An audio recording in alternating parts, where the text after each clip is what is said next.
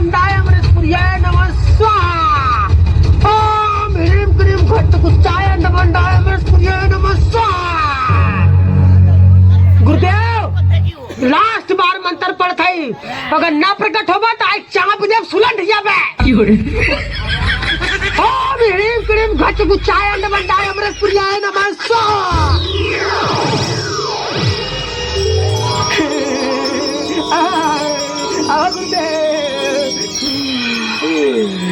प्रणाम गुरुदेव अमृतपुरी। अमृतपुरी गुरुदेव ना है, हम उनका चेला है। चेला तार गुरुदेव में भेजन है। प्रणाम चेला।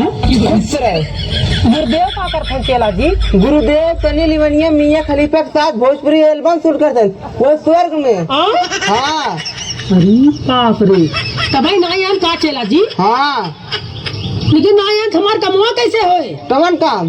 अरे हमें इच्छाधारी नाग नागिन चाहिए, मड़ी चाहे मड़ी। टेंशन मत ले, वो बड़का जंगल झाटूपुर जंगल में। झाटूपुर जंगल? हाँ वहाँ नाग नागिन आ चुका है और जो तुरंत पकड़ ले उनने के पकड़ ले और दुनिया का सबसे शक्तिशाली आदमी बन जा। जेके चाहे वो के हाथ चटानी चाहते।